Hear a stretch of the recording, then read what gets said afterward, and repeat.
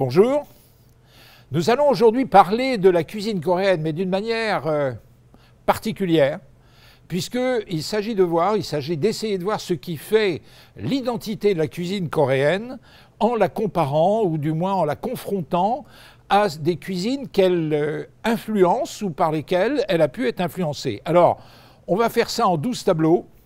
D'abord, on va parler du kimchi. Comment on pourrait ne pas parler du kimchi? Après, on va parler de l'ail avec Tangun, puisque la Corée est née avec de l'ail dans la bouche, comme Henri IV. Mais lui, il avait ajouté du cognac, je crois, ou du jurançon. Un repas sans riz, un repas sans riz, c'est pas un repas, n'est-ce pas? Et ça, c'est vraiment la Corée. Ensuite, on va parler du bibimbap, parce que le bibimbap, il concrétise tout un tas de choses, et notamment l'harmonie des Coréens, de la Corée, avec le ciel, avec l'environnement. Puis ensuite, évidemment, on va parler des nouilles, parce que comment on pourrait ne pas parler de nouilles? De même, comment ne pourrait-on pas parler du grillé, du frit, du cru et du cuit, puisque ce sont les bases mêmes d'une cuisine aussi variée que la cuisine coréenne. Mais c'est une cuisine qui s'exerce aussi avec des différences selon les saisons, selon les rituels, selon les symboles qui s'attachent à des moments de l'année, comme Chuseok, comme Solal. Et puis, il y a l'été. Alors l'été, c'est celui des chaleurs fraîches et des paradoxes coréens. Et puis, il y a l'étiquette qui se mène à la baguette. Et là, on retrouve aussi la différence avec les Japonais, avec les Chinois, parce que les Coréens, ils ont leur baguette, et puis ce n'est pas les mêmes que les autres. Et il y a aussi une autre particularité, c'est que chez les Coréens, Eros s'invite à la cuisine. Alors évidemment, c'est un lieu de délicatesse absolument particulier, c'est un lieu de métaphore, et où l'on voit là aussi toute l'importance que la cuisine peut avoir pour les Coréens, puisqu'il y a des moments où on va presque dire, au lieu de dire « ça va toi », on va dire « t'as bien mangé, tu te portes bien, tu manges à ta faim ». Ça, c'est les parents, souvent, quand ils retrouvent leurs enfants. Et puis, pour finir, est-ce qu'on va vraiment finir? On essaiera de récapituler un petit peu tout ça et de parler de cette vague du Hallyu qui submerge la cuisine.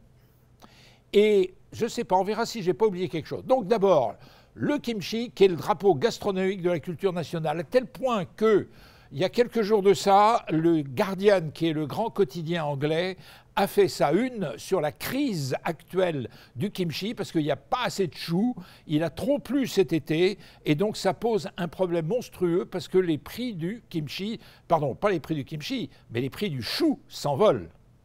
Le kimchi est quelque chose qui est presque incorporel aux Coréens, c'est une spécificité de la Corée qu'on ne va pas trouver en Chine, qu'on retrouvera au Japon parce que les Japonais ont adopté le kimchi en l'appelant kimuchi. Et ça compte même pour les romanciers, puisque, vous voyez, ce que raconte Kim Hee-ran, qui est une des grandes romancières coréennes actuelles, dans la soupe, la qualité des nouilles comptait beaucoup, mais plus important, c'était le kimchi. Et le kimchi, je me souviens du jus du kimchi qui s'écoulait dans la maison, et puis le kimchi qui me piquait d'abord la langue comme une boisson gazeuse. Alors, le kimchi, d'une certaine façon, est arrivé en Corée sous la forme d'un chou.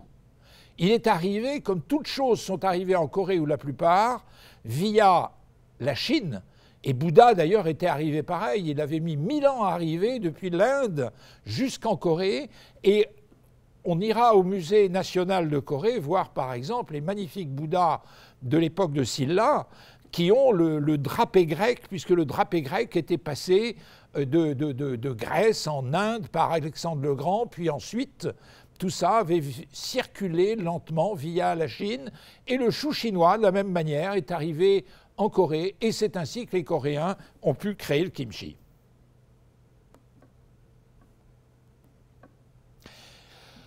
Ils n'ont pas créé un kimchi, ils en ont créé 200 variétés de kimchi. Si bien que, je dirais qu'un peu le kimchi coréen, c'est un petit peu, il y a un paysage du kimchi coréen, comme on pourrait avoir un paysage de la France avec ses fromages. Il peut être rouge, il peut être blanc, et on a même à Séoul, dans le quartier de Gangnam, on a même un musée pour le kimchi, où on peut goûter du kimchi, où il y a même une bibliothèque du kimchi.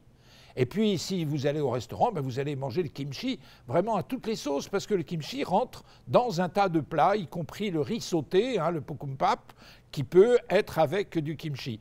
Et puis, kimchi et kimuchi et yakiniku ont été adoptés de longue date par le Japon, et on va en reparler justement. Alors, au commencement de tout et au commencement de la Corée comme de la culture et de la cuisine coréenne, eh bien évidemment, on a Tangun. Et on a le grand-père de Tangun, qui s'appelle Hwanin, puis il y avait le fils de Hwanin, qui s'appelait Hwanong, là on est quelques milliers d'années avant Jésus-Christ, et puis Hwanong, il s'embêtait. Alors il dit, ben, je vais faire un tour sur Terre, et puis il a créé le premier État terrestre.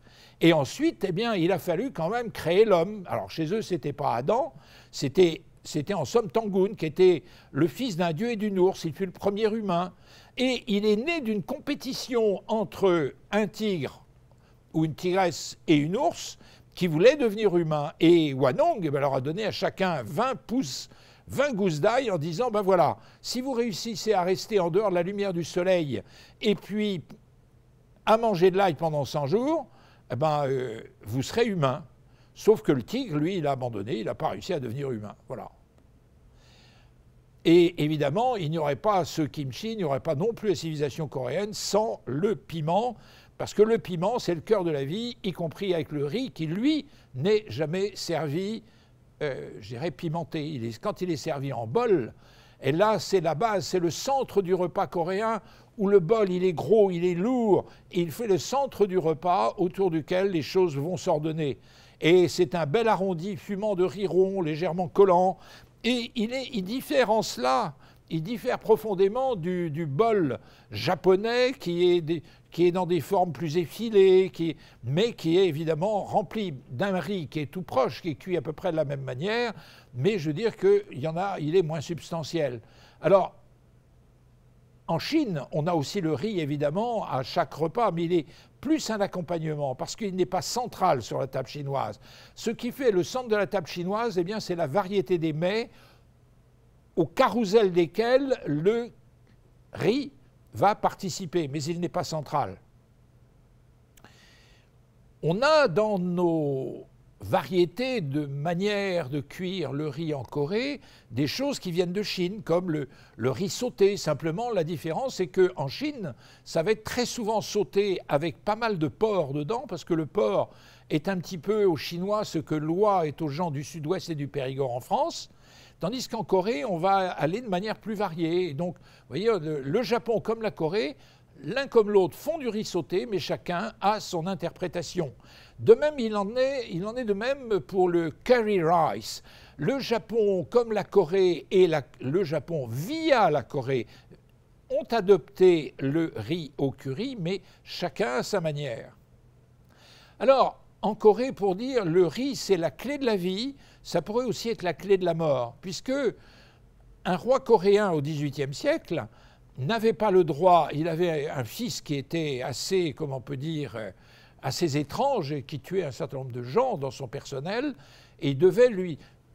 Ça aurait été quelqu'un d'ordinaire, ce fils qui s'appelait Sado en plus, aurait pu être mis à mort, mais le roi ne le pouvait pas, donc il l'enferma dans un coffre à riz où le fils mourut de faim, tout simplement. Ça a donné un film d'ailleurs il y a quelques années, et l'image est tirée du film. Quelque chose de plus réjouissant, voilà, le bibimbap. Le bibimbap, c'est la source d'une bioharmonie cosmique. Pas rien, hein, pour un simple plat. Mais ce n'est pas justement un simple plat que le bibimbap. Parce que le bibimbap, il concrétise non seulement, j'irais, une variété de nourriture, puisqu'on peut aller jusqu'à 25 ou 30 légumes ou racines ou éléments, algues et autres qui vont accompagner le riz dans le bibimbap, mais il y a surtout, c'est que le bibimbap traduit l'équilibre, c'est l'équilibre que l'on a notamment dans le taoïsme, et l'équilibre de l'homme, l'équilibre des éléments ensemble. Vous voyez, les légumes sont bons pour le foie, donc on va manger, on va y mettre des persils, on va y mettre des épinards, des courges. Le blanc de l'œuf est blanc, eh ben, il favorise la respiration comme les racines de campanule. Le rouge, évidemment, c'est la couleur du gochujang, hein, du piment, des carottes, du bœuf cru et tout ça qui est bon pour la circulation et le cœur. Les reins, eh ben, tout ce qui est noir, les algues, le shiitake, le champignon, le sésame, et le jaune, eh bien, le jaune d'œuf, les germes de soja et le potiron qui ravira l'estomac. Voilà. Donc on est dans quelque chose où l'on a une notion essentielle pour la cuisine coréenne, c'est doit être bon au goût, mais ça doit avant tout vous faire du bien et avant tout vous mettre en harmonie avec l'univers qui vous entoure, avec les points cardinaux, avec justement l'équilibre de la nature. Et voilà, un magnifique bibimbap, un bibimbap de Cheonju. Cheonju, c'est la ville du bibimbap. C'est là où le bibimbap prend toute sa grandeur, et il y a même une académie du bibimbap. Alors, évidemment, il n'est pas question d'évoquer la Corée sans évoquer les pâtes.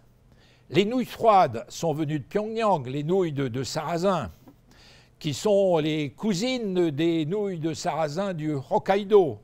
On a le jjajang qui lui est venu de Chine aussi, mais qui a été recuisiné, redessiné avec une épaisse sauce de soja, avec de la viande. Et puis on a le japchae, qui est le meilleur japchae que l'on va manger, ben c'est au moment de Solal. Et puis on a aussi les kongguksu, qui sont des pâtes où on mettra même des glaçons, comme ça arrive aussi dans les nouilles froides, dans les naengmyeon de l'été. Voilà. Alors voilà des naengmyeon de l'été, par exemple. Vous voyez, ces nouilles de sarrasin qui sont fragiles, voilà un jjajang. Vous voyez, les nouilles de ma mère étaient excellentes. Ça, c'est les kongguksu, y compris les nouilles froides en soupe de soja qu'elle préparait l'été. Quand dans la fournaise estivale, elle les faisait bouillir, elle buvait à grandes gorgées cette soupe où flottaient les glaçons. Le japchae, c'est à la fois un plat populaire, puis c'est un plat royal. C'est un souvenir chinois qui est revisité avec un maximum de champignons, de légumes et de saveurs parfois associées au riz. C'est un vrai carnaval que ce japchae. Et la cuisine coréenne, elle est étonnante dans sa variété simple, c'est-à-dire qu'elle n'a pas la profusion baroque des cuisines chinoises. D'ailleurs, on ne peut pas dire une cuisine chinoise, mais des cuisines chinoises, puisqu'il y a des cuisines continentales, il y a des cuisines du bord de mer, il y a des cuisines épicées, il y a des... Mais là, en Corée, on a réussi une sorte de synthèse à la fois de la composante maritime avec un héritage du grillé, du bouilli et du pimenté qui en partie sont venus d'Asie centrale et de tribus qui, à l'époque de Koryo par exemple, sont venus s'installer dans la péninsule. Elle s'est écartée, cette cuisine, de la profusion baroque et souvent surcalorique de la table chinoise avec des choix plus diététiques, plus en harmonie avec la santé et avec l'univers, comme on l'a vu déjà. Mais évidemment, jamais sans mon piment. Et puis, on va avoir voilà, du cru, du cuit, du bouilli, du grillé. Là, c'est le samgyeopsal, qui est l'un des plats majeurs que l'on fait avec le porc, justement, que l'on fait griller. Et aussi, curieusement, le frit et l'épicé ne sont pas venus de Chine, alors que l'essentiel des choses, que ce soit les idées, Confucius, Bouddha, tout ça venait ou d'Inde par la Chine, ou directement de Chine vers la Corée, puis de la Corée vers le Japon, tandis que là, ça s'est fait d'est en ouest. C'est-à-dire que le frit et l'épicé, les beignets de crevettes, les beignets de langoustines, les beignets de légumes, le tempura, sont venus du Japon, mais en fait, les Japonais les ont empruntés, avec d'ailleurs le piment, puisque le piment venait essentiellement d'Amérique, les ont empruntés avec plein d'autres choses aux Portugais qui commerçaient avec le Japon dès le XVIe siècle, la fin du XVIe siècle, et le fait qu'il y a eu à cette même époque, le fait qu'il y ait eu des incursions japonaises en Corée, et je veux dire, c'est au fil de ces relations et ces incursions, c'est-à-dire notamment le fameux Hideyoshi, et Hideyoshi qui s'est battu avec un grand amiral coréen l'un et l'autre d'ailleurs sont morts à la suite des combats. Alors, vous voyez ici, la cuisine est extrêmement importante. Une femme se doit de cuisiner pour son mari, mais pas toujours dans n'importe quelle circonstance, même si elle... Vous voyez, pourquoi faire griller des poissons sabres, ajouter de fines herbes aux aubergines, préparer des carpes, tant de bonnes choses, et pour un mari qui la trompait. La romancière Kim Hee-ran raconte tout un tas de choses, et quand on feuillette les nouvelles, quand on feuillette les écrits, les romans de beaucoup d'auteurs coréens, on voit à quel point la nourriture est un peu le reflet de l'âme, voyez, et pour mon anniversaire, eh bien, elle prépare une soupe de miyoc, une soupe d'algues, ce qu'on prépare aussi pour les femmes enceintes. On pense que c'est bon effectivement pour la femme enceinte et pour l'accouchement et pour la jeune mère. Une soupe de miyoc avec un émincé de bœuf. Alors, chez les Coréens, en particulier, par exemple, quand on est à Jeju, quand on est à Busan, on va manger énormément de choses crues. D'ailleurs, les Japonais, ils viennent aussi parce qu'ils arrivent à manger ce qu'ils apprécient beaucoup du cru, mais à des prix bien moins élevés que chez eux. Donc, moi j'ai souvenir à Busan, il y a 40 ans de ça, dans les petits restaurants de bord de mer, au bord des plages et des criques de Busan, d'avoir vu pas des hordes, mais des groupes entiers de Japonais qui venaient là, et finalement, quand ils additionnaient le prix des repas et le prix de l'avion, ça restait encore moins cher que de manger les ormeaux, les concombres de mer, sesame, et plein de choses moins chères que de les manger à Tokyo. Mais la grosse différence entre les Coréens et les Japonais là-dessus, c'est que si tout ce monde-là aime le cru, le Japonais, lui, peut aussi être cruel. C'est-à-dire que le Japonais aime beaucoup manger du vivant dans l'assiette. Peut-être est-ce pour ça aussi que pendant la dernière guerre, et en dehors de tout fait, si je puis dire, de disette, il s'est permis de consommer des fragments des prisonniers de guerre qu'ils avaient, et parfois même de les dépecer vivants. Là, je vous renvoie un livre d'un juge du tribunal de Nuremberg qui s'appelait Lord Russell et qui a écrit ce bouquin qui est assez effrayant, puisqu'on a eu à peu près la même chose au Japon qu'en Allemagne, et ce bouquin s'appelle The Knights of Bushido. Voilà. Alors, un mot maintenant de choses quand même plus drôles. Chuseok, Solal, les saisons et les symboles en tok. Le tok, c'est cette espèce de bâton de riz que l'on va mettre en soupe, que l'on va aussi servir pimenté, que l'on va servir avec des algues, que l'on va servir souvent. Et le sommet de l'année pour le tok, eh bien justement, c'est le nouvel an lunaire. Alors, les Japonais, eux, ne fêtent plus le nouvel an lunaire, ils fêtent le nouvel an calendaire, le nouvel an du calendrier occidental, donc au 1er janvier. Et ce qui est assez étrange, cette ville toujours agitée de Tokyo, eh bien, c'est une époque où vous la trouvez en léthargie, avec ses musées fermés, avec ses administrations, et puis tout le monde est plus ou moins dehors s'il fait beau. En Chine, on va pavoiser. On va défiler avec des dragons, avec des musiques, avec des tas de choses. Tandis qu'en Corée, je dirais que c'est plutôt, on va être tourné vers la famille et ça va créer une grande migration vers le berceau natal des familles où on va aller honorer les ancêtres et on va déployer sur une table beaucoup d'éléments qui vont être à la fois les tablettes des ancêtres et puis toutes les nourritures qui vont apparaître, mais qui apparaissent de manière hiérarchisée. Au plus près des vivants, les fruits et les desserts. Et les fruits ont été étêtés. Et puis on a les jujubes, les pommes, les aliments rouges qui sont à l'est. Et on a les poires et les autres visages pâles qui sont à l'ouest. Ça nous rappelle un peu ce bibimbap qui lui aussi obéit à la cosmologie. Et au deuxième rang, eh bien, on verra les calmars. Et vous voyez, aujourd'hui, ce solal coréen, eh bien, il arrive même à se fêter en France, puisqu'on a, dans les provinces françaises, et ici c'est à Rennes, on a une association s'appelant Korea Braise, et vous voyez, tout le tteokguk, qui est justement la soupe emblématique. Et voilà ici la table des ancêtres, et on n'aura pas le droit d'aller manger ce qui est sur cette table avant que les ancêtres, justement, ne soient repus à l'occasion de solal. Alors, selon les régions, les choses varient un petit peu en Corée. Et le boudin de riz, on l'appelait le zizi de cheval à Mokpo. Mokpo, c'est une ville tout au sud du pays. Mais ça n'empêchait pas que l'on traite de la même manière, c'est-à-dire qu'on le découpait en petits morceaux, et on le mettait dans la soupe. Mais les gamins faisaient des concours à Mokpo pour gagner un an, parce qu'on savait qu'on gagnait en principe un an pour grandir à chaque bol que l'on enchaînait. Voilà. Et puis on a mangé aussi avec ça des kalbis chim. C'est le moment de fête. C'est le moment de fête. Et on a aussi des jeon, on a des galettes à la ciboulette, on a du kimchi, on a la verdure des namouls, c'est-à-dire des végétaux, des légumes. Et le japchae que l'on mange, c'est-à-dire que c'est à la fois une période, le nouvel an lunaire est une période de vacances, c'est une période pour se retrouver, c'est une période d'abondance, et c'est aussi une période de méditation sur la vie et sur le temps qui s'écoule. Le nouvel an lunaire, évidemment, se promène entre janvier et février, puisqu'il n'est jamais tout à fait à date fixe. En revanche, ce qui tombe à période fixe, c'est l'été. Et l'été, curieusement, c'est là où on va des fois manger les nourritures les plus chaudes. C'est de là que vient la tradition de manger ce qu'on appelle boshintang, c'est-à-dire une sorte de ragoût de chien, mais qui n'est plus aujourd'hui, le ragoût de viande canine, qui n'est plus aujourd'hui que le fait de personnes plutôt âgées.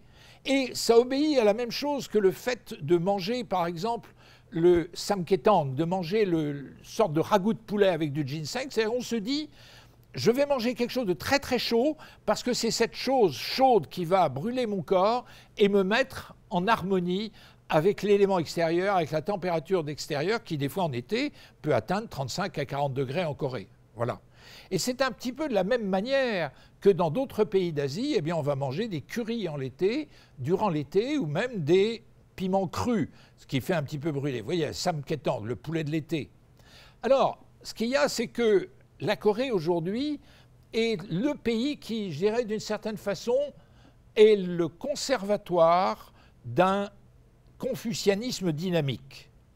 C'est-à-dire que, quand je dis confucianisme dynamique, c'est-à-dire qu'on est dans le confucianisme, on a cette discipline, on a ce respect des valeurs instituées, on a ce respect des anciens, on a ce respect des hiérarchies, y compris d'ailleurs dans l'organisation de la table. Vous voyez, la place du riz sur la table, le riz a une place, il occupe une place de choix puisque la table elle-même est hiérarchisée.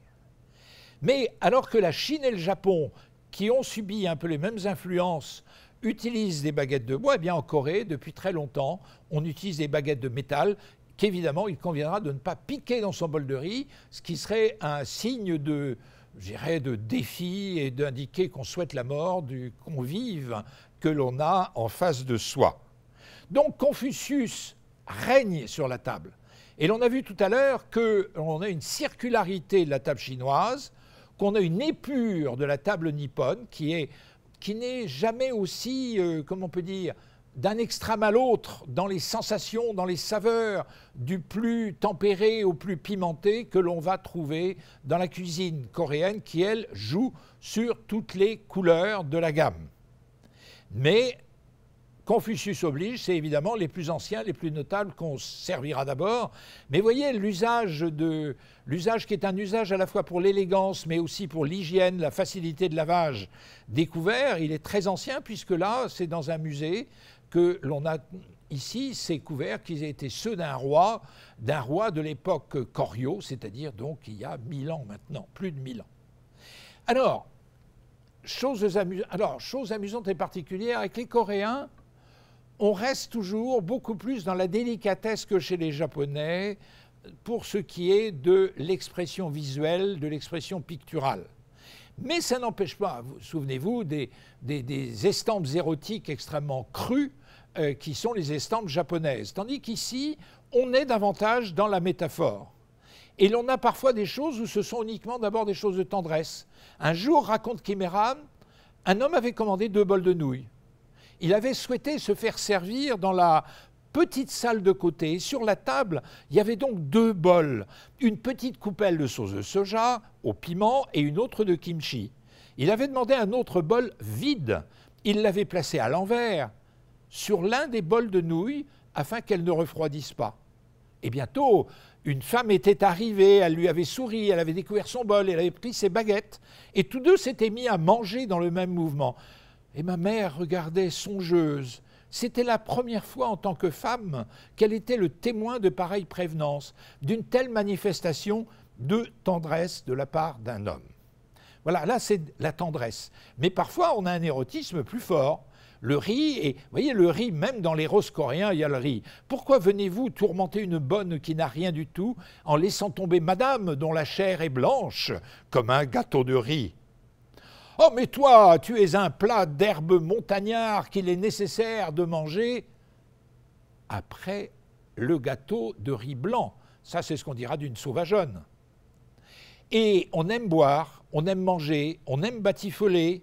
Alors tout ça, si vous voulez retrouver en détail, il y a un bouquin qui est en français, c'est une traduction de Lee Ji-myung et Maurice Coyot qui s'appelle « Aubergine magique » et conte pas très convenable de Corée. une très jolie femme d'une vingtaine d'années sort de la maison avec une bouillarde d'alcool et des amuse-gueules, elle accourt furtivement vers un jeune homme qui l'embrasse brutalement, la couche, il batifole, sans tarder, ils touchent à l'extase. La femme dit « Oh, il n'y a pas de honte entre nous. Je sucerai ta tige de jade, tu mangeras ma porte de jade. » Et après un excellent coït, le voleur boit l'alcool parfumé, déguste les amuse-gueules et rentre chez lui.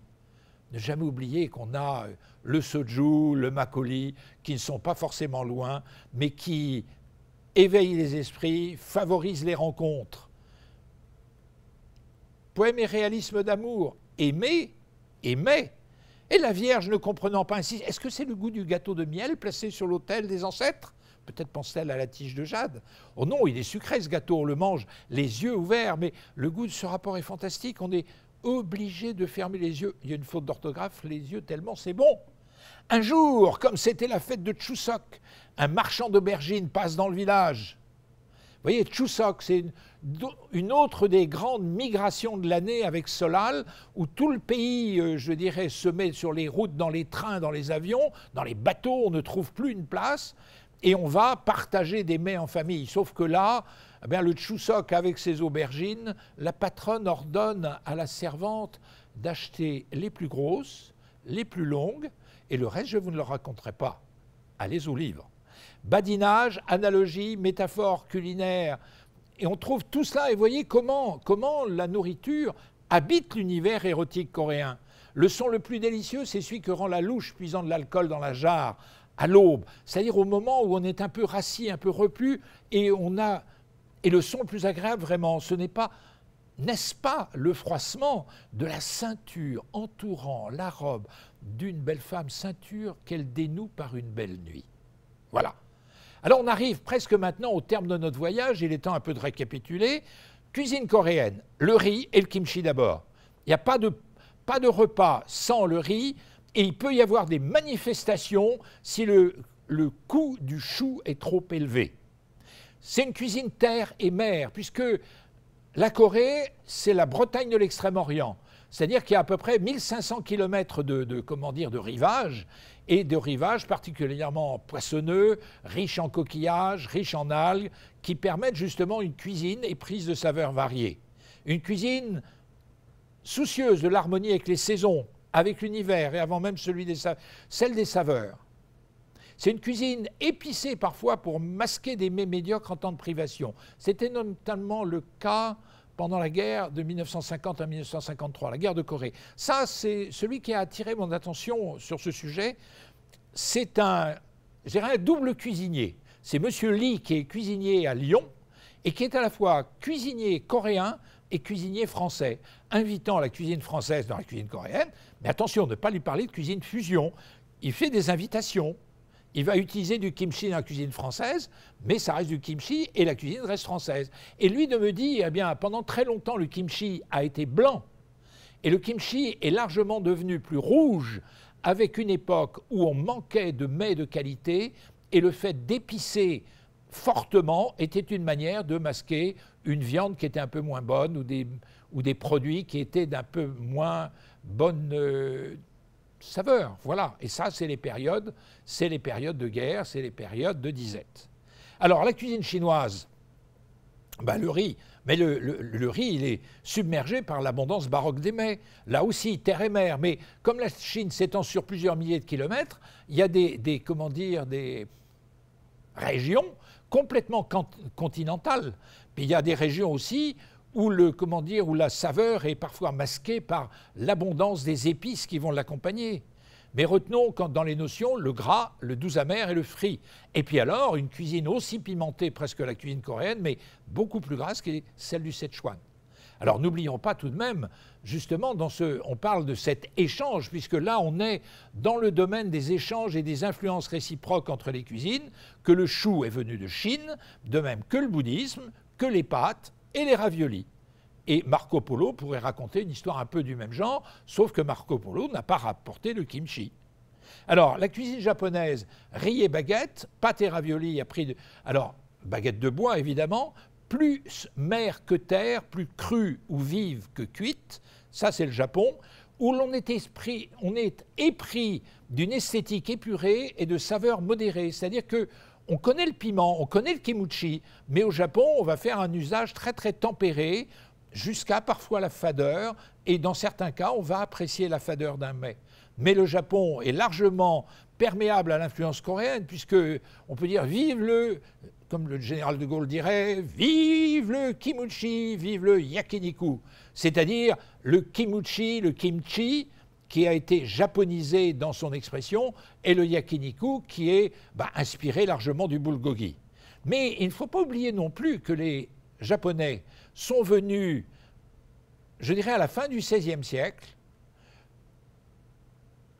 kidnapper, je dis bien kidnapper, l'ensemble des potiers coréens pour les emmener au Japon, et que c'est de là que les Japonais ont commencé à avoir une vaisselle convenable, puisqu'ils ont kidnappé les potiers coréens.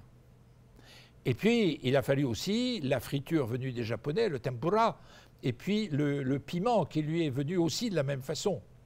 Voilà. Alors, un mot pour finir.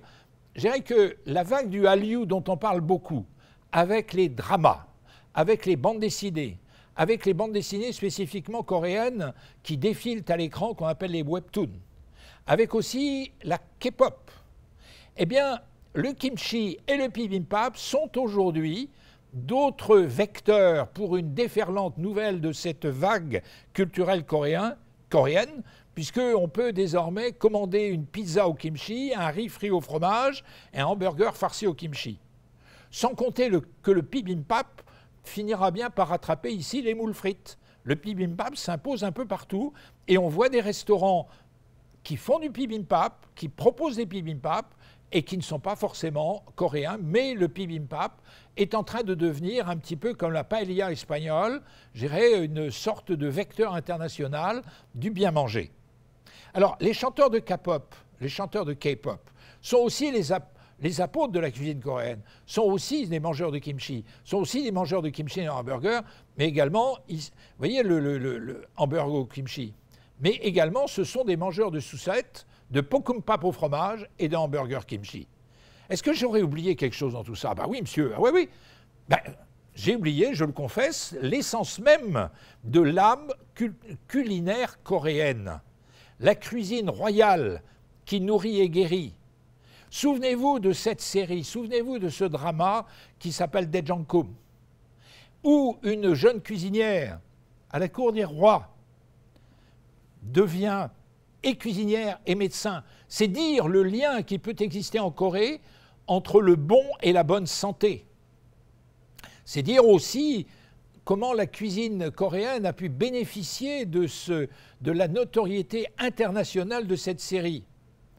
Et puis à côté de ça, eh bien, il y a la cuisine des Pojang Matcha. Et c'est là où se tissent les romans et la poésie dans l'éternel du quotidien coréen. C'est là où je parlais de la romancière Kim Hye-ran, mais il n'y a pas que Kim Hye-ran, il y en a d'autres aussi. C'est en entendant les conversations le soir de gens qui reviennent crevés du boulot et qui vont partager leur vie avec des gens de rencontre comme ça, autour d'un stand un petit peu, c'est plus rigolo, c'est plus pittoresque que nos food trucks, c'est plus marrant. Eh bien c'est là que vont se tisser un certain nombre des romans, un certain nombre de textes de la poésie coréenne contemporaine. Maintenant, je vous remercie de votre attention. Je remercie l'iconographe du Centre culturel. Je remercie aussi les fournisseurs d'images. Et les droits sont réservés sur l'ensemble de l'illustration. Merci à vous tous et bonne journée.